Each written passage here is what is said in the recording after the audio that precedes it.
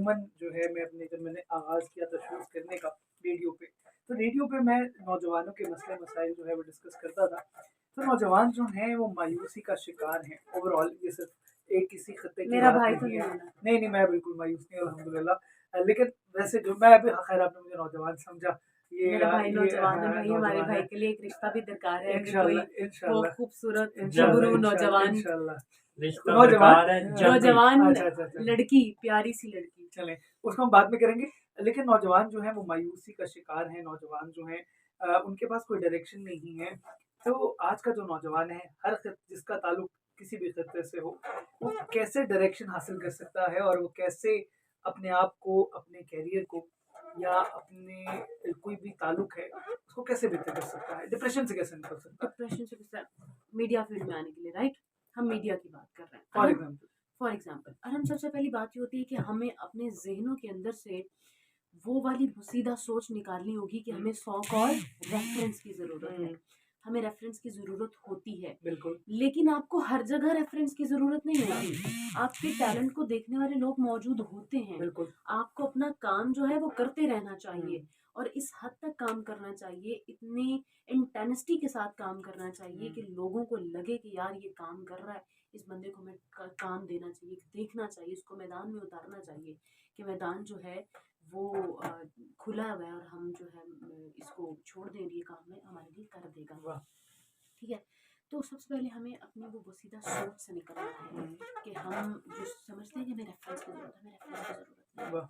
हमें सीखने की ज़रूरत है, हमें पढ़ने की ज़रूरत है। आप चाहते हैं ना कि आप एंकर बने, तो एंकर के लिए आपको करंट अफेयर, आपको नेशनल मीडिया, इंटरनेशनल मीडिया, आपको डेली बेसिस के ऊपर जो क्राइम हो रहे हैं, जो डेली बेसिस के अंदर हमारी पॉलिटिशियंस के अंदर गुफ्तगू चल रही है, आपको उन सारी चीज़ों का पता होना चाहिए। जब आप स्क्रीन पे बैठते हैं ना तो आपकी आईएफपी में प्रोड्यूसर सिर्फ आपको ये बताता है कि इस्लामाबाद में प्रेस कॉन्फ्रेंस कौन कर रहा है, तर्जमान फलाना, उसने नाम नहीं बताना। आपको खुद पता होना चाहिए कि तर्जमान कौन है, आपको खुद पता होना चाहिए कि हमारा एमपीए कौन है, आपको खुद पता होना चाहिए हमारा पीए कौन है, हमारा प्राइम मिनिस्टर कौन है। खुदा की कसम हमें आज तक यही लगता है कि हमारा प्राइम मिनिस्टर जो है इमरान खान है, क्योंकि हमारे ज़हनों के अंदर वो टच बस गया है। हम ये समझते हैं, मेरे नौजवानों के साथ शिकवा है ये, वो पढ़ते नहीं है, वो कहते हैं वो ओवर कॉन्फिडेंस का शिकार है। वो ये कहते हैं कि हमें पता है, हम कर जाएंगे। खुदा की कसम मैंने ऐसे ऐसे लोग देखे हैं, उनके इंटरव्यूज के लिए बुलाया जाता है, वो कहते हैं कि हाँ हाँ मैं कर लूंगा, मैं कर लूंगा। कोई बता रहा होता है ना, हो सकता है कि वो अच्छी बात बता रहा है, हाँ ठीक है ठीक है ठीक है ओके, तहम्मुल मजाजी नहीं। तहम्मुल मजाजी नहीं है। तहम्मुल मजाजी जब आपके शख्सियत के अंदर आ जाएगी, पहराव आपकी शख्सियत के अंदर आ जाएगा, तो मैं यकीन के साथ कह सकती हूँ कि आप दुनिया को ये बता देंगे कि मैं अरहम या शाह साहब जो है वो दुनिया के अंदर मौजूद हैं और काम कर रहे हैं। लेकिन सानिया, मेरा जो सवाल आपसे ये है कि देखें, हम जो मीडिया की इंडस्ट्री से जितने भी लोग होते हैं, वो खासकर जो है ना, वो जब तक तो किसी बड़ी स्क्रीन पे होते हैं तब तक वो बहुत ज़्यादा में खुश नज़र आते हैं। लेकिन जैसे कभी ना कभी, क्योंकि ये जो मीडिया लाइफ है, कुछ नजर आते हैं या बैक से? नहीं मतलब जब तक वो मीडिया में इन होते हैं, ओके ठीक है। और जैसे मतलब किसी टाइम ऐसा होता है कि जाहिर सी बात है ये फील्ड ऐसी है जिसमें अप्स एंड डाउन्स आते रहते हैं। तो जैसे कोई आपके बाद डाउन की पोजीशन में होते हैं वो, तो उसके बाद उनकी लाइफ जो है ना बिल्कुल एक डिप्रेस्ड पर्सन की तरह होती है। इस चीज़ को हम किस तरीके से टैकल कर सकते हैं और इस बारे में आपकी क्या राय है? मैं बताती हूँ आपको। आप ना जब एंकर होते हैं ना, जब आप काम कर रहे होते हैं, थोड़ा सा जब हम काम कर रहे होते हैं जी तो हमें ये लगता है कि हम लाइमलाइट में, और हम होते हैं लाइमलाइट में। जी हमारे कांटेक्ट लिस्ट बड़ी बहुत ज़्यादा होती है, हमें मिलने मिलाने वाले बहुत ज़्यादा होते हैं, हमारे पास फैन बहुत ज़्यादा होते हैं, हमारे पास अच्छा फ़ोन भी होता है, बिल्कुल ऐसा ही है। ठीक है, हाँ हमारे जी, पास अच्छा लाइफस्टाइल भी अच्छा चल रहा होता है। लाइफस्टाइल भी अच्छा चल रहा होता है, हम ब्रांड्स पहन रहे होते हैं, हमें पीआर्स आ रहे होते हैं एंड ऑल दैट। ऐसा ही है। और ये बात सच है, ठीक है। और हम हंसे हैं इस पे, आती हूँ अब मैं, जी मुझे भी आपको पता है सवाल करने की बहुत आदत है। जी तो फिर जब हमारे अंदर डाउन आता है ना, जब हम मीडिया से हट जाते हैं, तो हम अपने आप को उन शख्सियात को देखते हैं जो हमारे साथ वाबस्ता रहती हैं। जी वाबस्ता कौन सी शख्सियात हैं, जिन शख्सियात के साथ अगर मैं मीडिया में हूँ, आप भी मीडिया में, ऐसे ही है, तो ऐसा ही हमारी वाबस्तगी है। बिल्कुल हमारी वाबस्तगी उस किसी टिकटॉकर के साथ नहीं होगी, हमारी वाबस्तगी किसी और थर्ड बंदे के साथ नहीं होगी। तो भाई आपकी वाबस्तगी उन्हीं लोगों के साथ होती है। जब आप उन लोगों को ऊंचा जाते देखते हैं तो आपके अंदर एक डिप्रेशन आ जाता है। आप कहते हैं कि मैं भी कभी ये था, मैं भी कभी वो था। अच्छा ये चीज़ होती है, आप लाइमलाइट से जब हट जाते हैं तो आपके अंदर डिप्रेशन ऑटोमेटिकली आ जाती है, लेकिन फॉर गॉड सेक यार, आपके अंदर टैलेंट मौजूद अपनी है, काबिलियत पे यकीन होना अपनी चाहिए। काबिलियत पे यकीन करें। आपके पास मोबाइल है, मोबाइल सभी के पास होते हैं, बिल्कुल आप अपने मोबाइल का सहारा लें, आप जो बोलना चाहते हैं, जो करना चाहते हैं, ट्राई करें। हमारे पाकिस्तान के अंदर बहुत ज़्यादा जगहें हैं जिस पे हम काम कर सकते हैं।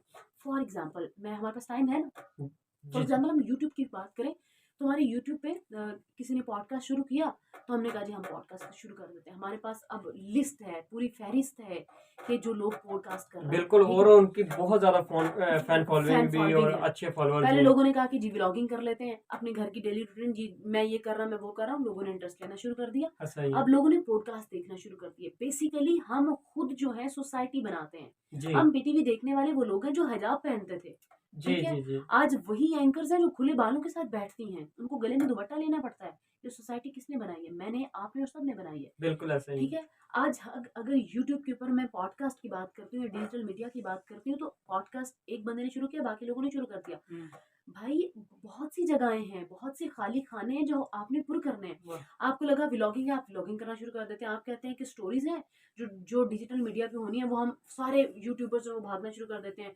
फलां स्टोरी है, फलां बंदा वायरल हो जाता है, तो आप जो है, मेरा दिल ये पुकारे, हम भागना शुरू कर देते हैं, बिल्कुल जी बिल्कुल। ठीक है।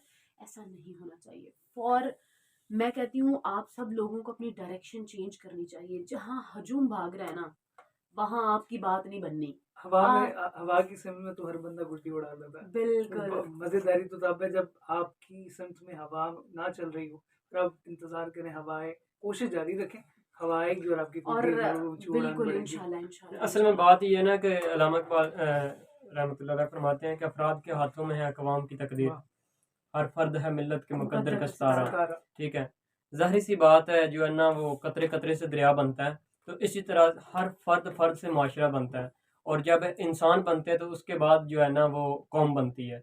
हमें आदमी से इंसान बनना होगा, फिर इंसान से इंसानियत आएगी, और इंसानियत जब आ जाएगी उसके बाद हम कौम बन जाएंगे। और जी, इंसानियत खत्म हो चुकी है इंसानियत ऐसे ही। माशरे जी से। बिल्कुल। खैर ये भी सवालात होते रहेंगे, आप भी रेडियो पे काम करती रहेंगे, तो मैं चाहूंगा कि आखिरी चंद लम्हात जो है कमान आप संभालें, और आपको वो पुराने दिनों की याद ताज़ा करवाते हैं आपके रेडियो के। तो आप कैसे शो किया आपके करती थी? सवालात जो है ना वो अरहम अब से अब होंगे। अब मेरे सवालात आप दोनों से हैं। जी अच्छा तो आखिरी चंद मिनट, कितने मिनट के हमारे हैं? पास 20 मुझे मिनट चूंकि है, 20 हमारे मिनट। पास 20 मिनट है, 20 मिनट में हम माशाल्लाह बहुत ज़्यादा खेल सकते हैं। अच्छा मेरे ऑडियंस में सामीन जो है हमारे, अस्सलाम वालेकुम सामीन को मेरी जानिब से मैं बात कर रही हूँ सानिया। मैं अपने नाम के साथ अब आरजे नहीं लगाऊंगी, क्योंकि ये हमारे आरजे अरहम का एक्स है, आर जे। एक्स आरजे कह सकते हैं, लेकिन मैं अभी भी अपने नाम के साथ आरजे लगा सकती हूँ। लेकिन मैं चूंकि किसी स्टूडियो में काम नहीं कर रही, तो मैं आरजे नहीं कहूँगी। मैं सानिया इसहाक आपसे मुखातिब हूँ। मैं नेशनल और इलाकाई चैनल्स पे काम करती हूँ। आप लोगों ने मेरा इंटरव्यू प्रॉपर सुना, और बहुत शुक्रिया अरहम और शाह साहब आपके वक्त का, कि आप लोगों ने मुझे वक्त दिया और इस काबिल समझा कि सामाइन को मेरी आवाज़ जानी चाहिए। तो मेरा ख्याल है कि फॉर्मेलिटीज़ से निकलते हैं। सबसे पहले मेरा मोअज़्ज़ज़ सामीन को सलाम, उसके बाद हम आते हैं आप दोनों की जानिब। आप दोनों को किस तरह शौक़ पैदा हुआ कि आप दोनों ने रेडियो करना है और मिल के रेडियो करा? सबसे पहले अरहम आपको। अच्छा, मेरा जो आपने शो का जो कमान संभाल लिया, तो बहुत अच्छा सवाल किया। अमूमन लोगों के साथ होता क्या है कि वो रेडियो से शुरू करते हैं, फिर उसके बाद वो मेन स्ट्रीम में आते हैं, फिर वो सोशल मीडिया पे आते हैं, और फिर उसके बाद वो अपने बाकी निजी मामला देखते हैं। मेरे साथ थोड़ा उल्टा ही हुआ। मैं पहले सोशल मीडिया पे आया, फिर उसके बाद मुझे मेन स्ट्रीम मिला, फिर मुझे वॉइस ओवर मिला, और आखिर में जाके मुझे, जब मैं अपने कैरियर के अरूज पे था, यानी कि जब मुझे लोग जानते थे, तो तब मैंने रेडियो को चुना। अब रेडियो को चुनने की जो सबसे बड़ी वजह थी कि और वो भी एक बैनुल-अक़वामी सतह का जो रेडियो फ़ज़ा 97.1 एफ़एम चुनने की ये वजह थी। ऑप्शंस बहुत ज़्यादा थी, लेकिन उसको चुनने की वजह ये थी कि आपको खुद कलामी करना आती है, खुद से बात करना आती है। रेडियो को जो चुनने की सबसे बड़ी वजह थी, क्योंकि मैं समझ रहा था कि मैं अनट्रेन्ड होके जो मेरे मामला थे वो होके आए, और अभी भी मैं सीख रहा हूँ, और अभी मुझे लगता है कि रेडियो करने के बाद मेरे अंदर जितनी तहम्मुल मिजाजी थी, जितनी बात करने में बेहतरी आई, वो इसी प्लेटफॉर्म के तवस्सुल से आई है।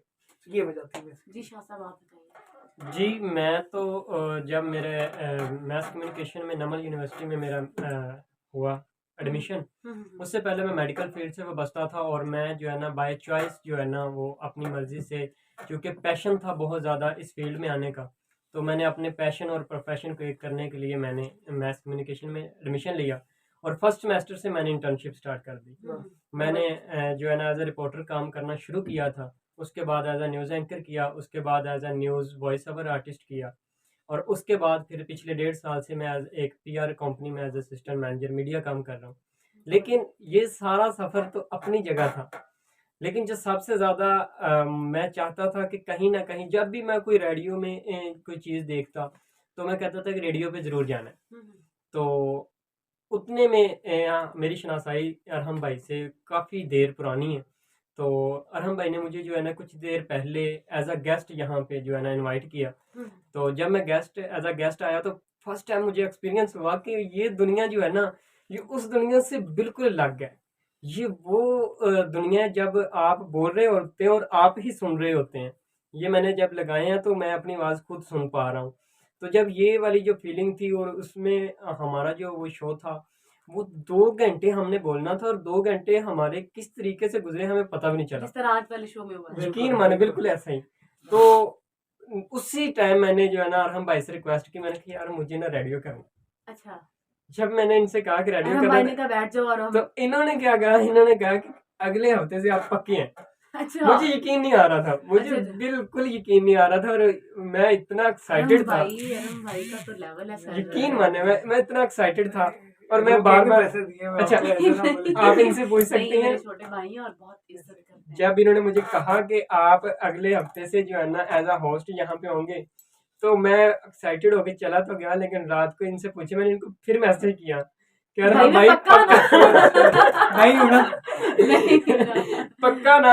हाँ। तो इन्होंने कहा कि आप परेशान नहीं हो, मैंने उनसे बात कर ली है, आप जो है ना जुमे को हमारा शो होना था तो जुमेरात को बुध वाले दिन इन्होंने मेरी मीटिंग करवा दी यहाँ पे ना। उस टाइम हमारा 5th फ्लोर पे जो है ना ऑफिस था। तो जब जैसे हम वहाँ पे गए उन्होंने मेरा ऑडिशन लिया और ऑडिशन लेने के बाद जो है ना मतलब उसी फ्राइडे को हमने जो है ना ये वाला जो ड्राइव टाइम है हमने को होस्ट के रेडियो तौर पे फसा दोनों के मिलकर शुरू जबरदस्त किया। जबरदस्त जबरदस्त। अच्छा, मैं अब अरहम की जानिब आऊंगी।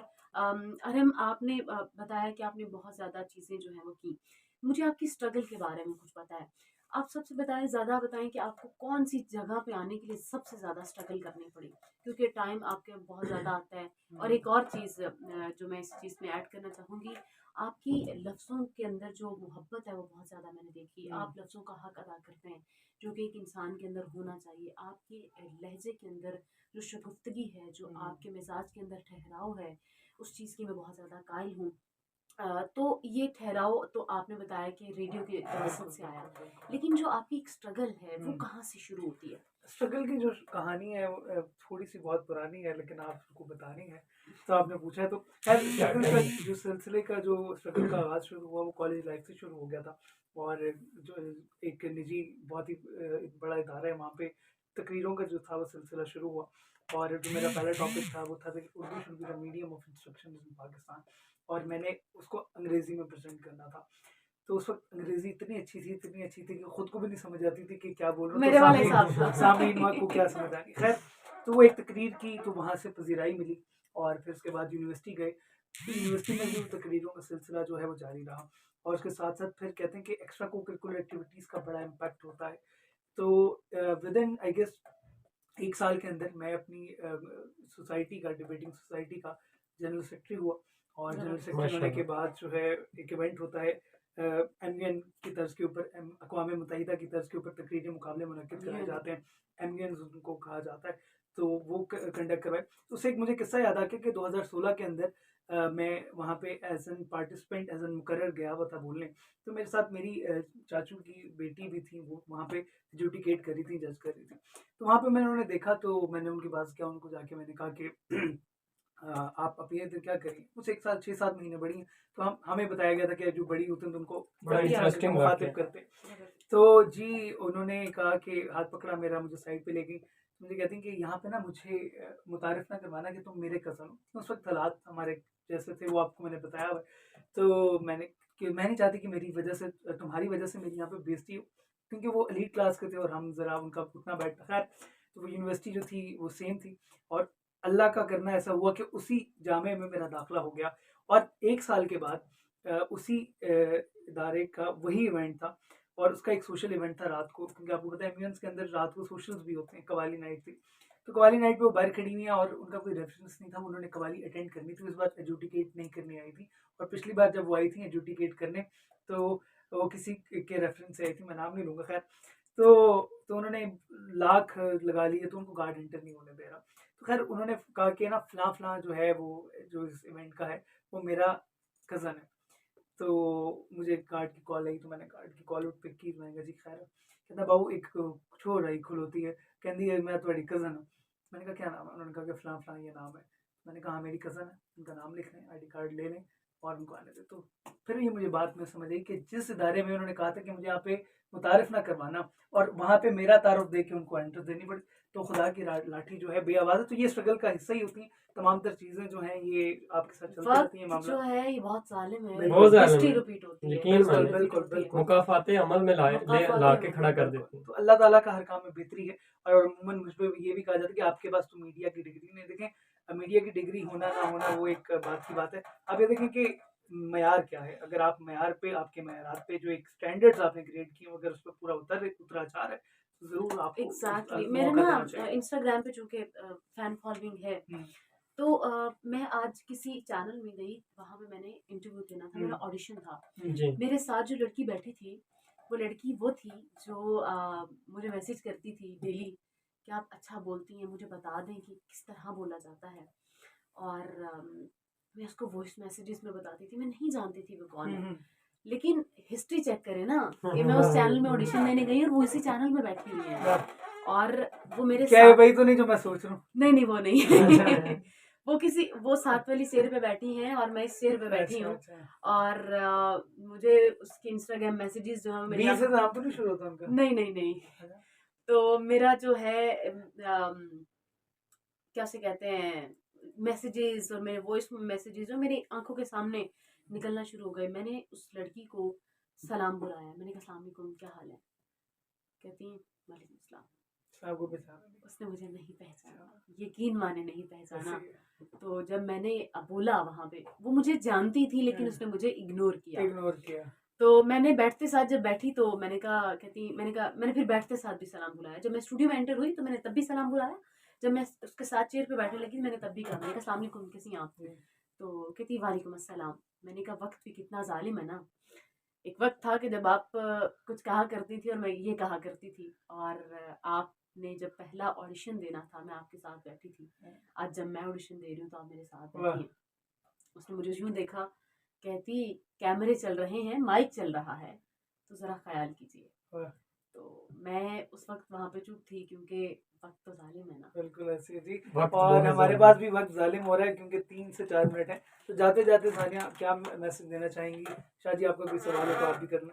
जी, बस यही सवाल है मेरा भी कि कंक्लूड करें कि इस टाइम जो है ना हम चूँकि वुमेन एम्पावरमेंट से हमने शुरू किया था और वुमेन एम्पावरमेंट पे हम ख़त्म करेंगे कि हमें इस माशरे की बेहतरी के लिए औरत के किरदार को किस तरीके का देखना चाहिए और आपके ख्याल में कौन सा किरदार किस तरीके से होगा तो ये माशरा अच्छे तरीके से बिल्ड होगा? अच्छा, सबसे पहले हम जब पहले बात कर रहे थे तो उसमें ये बात ऐड करना मैं भूल गई। जी।